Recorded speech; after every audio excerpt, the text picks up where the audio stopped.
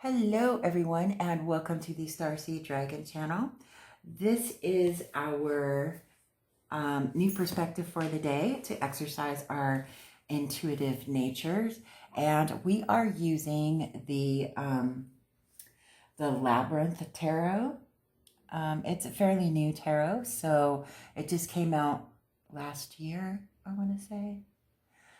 So, not overly familiar with it, but I just love it because, Labyrinth.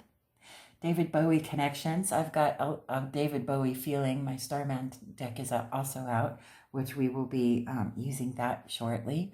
But yeah, so today we got Judgment, Strength, the Queen of Poles, which Poles in this deck is also known as the Suit of Wands, right? We have the Queen, with the Queen of Poles, the King of Poles, and the Ten of Poles, and then the Fool. So we have three major arcana, and major arcana are major situations and events in our lives that will not go unacknowledged, and they're quite significant. You're going to notice them. They're not subtle like the major arcana events would, end up implying and are I don't want to say less significant, but they're more subtle in the major arcana when they're represented in the major arcana or in the minor arcana rather, than they are in the major arcana. The major arcana comes in and lets you know that they have arrived, right? You can't not acknowledge them, right? And then we have a divine pair, right, with the Queen and King of Poles. That's divine counterparts right there. So this could have something to do with a relationship, masculine and feminine, divine pairing, right? So Judgment is about an awakening, about going within oneself and awakening to their spirit, or awakening to their own inner wisdom that they bring forth into the world, and it gives them new life and it creates a whole new world for them, right?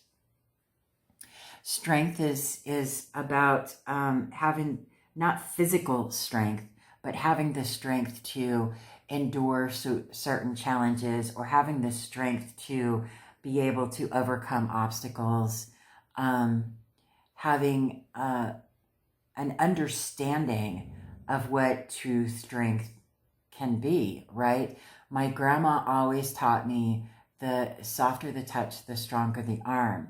And that always reminds me of the strength card, because, in traditional tarot, it's this lady who is, has tamed this lion, not by overwhelming it with brute strength, but by loving it and understanding it and accepting it and becoming friends with it, right? But more than friends, right? There's that soul bond that happens when you open your mind and your heart up to understand, and you make the effort to understand another being. That creates this bond between those two beings, right? So that's really what the strength card is about, is the strength of your character, the strength to be able to endure, and the knowledge to know how to use that strength and what type of strength needs to be used in order to overcome any particular challenge. The Fool is the beginning, right? It's the beginning of the fool's journey, the hero's journey, right? You're off on a new adventure, which is appropriate with this Judgment card, awakening to a new knowledge and way of being that enlightens you to go on a new journey, right? And you have the strength to do that. The Ten of Poles is about burdens, right? It's about having the strength to release burdens, especially if those burdens aren't yours, or to release things in your life that have become burdensome, right? And that includes anything in your physical environment, relationship-wise, whether it's familial or intimate or friend-wise, or even acquaintances, right? Perhaps a change of scenery, right? You need to release whatever it is that is holding on, that you're holding on to, that has become taxing and blocking your creativity and weakening your resolve, right? And then the king and queen of poles. Okay, so the queen of wands or poles in this situation is the mother of creativity. She's all about nurturing the creativity in another person and within herself, right? She is very forthright and very unabashedly not ashamed of any damn thing, right? She's just like, go for it, baby.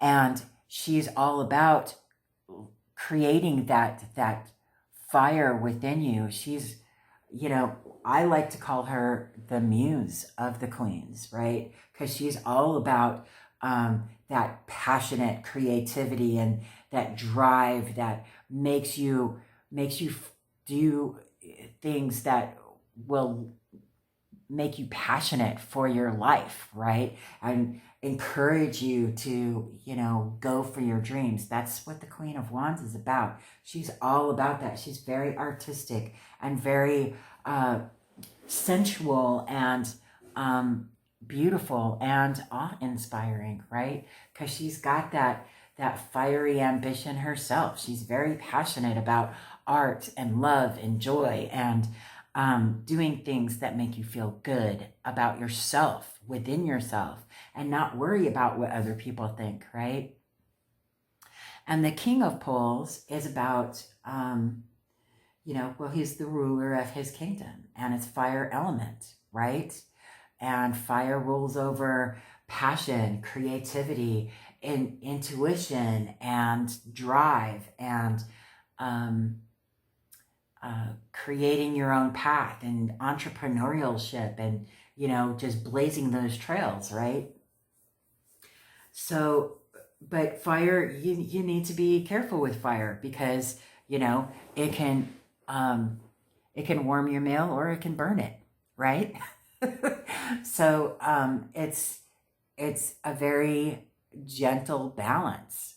And this King of Poles understands that. And he balances that fire very well. However, you know, he also is very authoritative. This is the king that if you were to go to war, let's pretend we're going to war. This is the king that would lead the charge in his army. Okay, this is the king that would go first. He would sacrifice himself in a heartbeat for his kingdom, in a heartbeat, blazing a trail, just going for it, leading that army, and everyone would follow him because his passion is contagious and consumes all who follow him. All of his subjects follow him because that passion that he possesses is contagious, right? And he's so enthusiastic about it, and he's so devoted that he would throw himself into the lion's den to save his people, and they would do the same for him in return because he showed that to them first, right? So that's the kind of king we're talking about when we talk about the King of Wands or the King of Poles. You know, the King of Fire, right? That's the kind of king he is. So out of all 6 of these cards, what is it that you're getting intuitively? And remember, I think that this has something to do with a journey of love. And that's all I'm going to say about that. But I say that because we have the divine counterparts here. Now, if they were different suits, then, you know, there might be something else going on. but they're the same suit, divine counterparts, okay? Whenever you have a king and queen of the same suit in a reading, or you have an emperor, empress in the same reading, that is a divine counterpart, okay? They belong with each other. They are meant to be their soulmates. It's divinely guided, right? So take that for what you will, and let me know how these cards are singing to you. Now, I did get a dragon oracle. Let's see what we got here. Air and water dragon, which is funny because this is all fire. Air and water dragon helps you to connect to higher frequencies. Interesting. Trust your intuition, develop your psychic abilities, and be open to enlightenment. Express your inner song. Well, that sings to me with the Judgment and the Queen of Poles. But let me see, Air and Water Dragon. Let me see what the book says about that card. Air and Water Dragon. Air and Water Dragon, page 34. 34.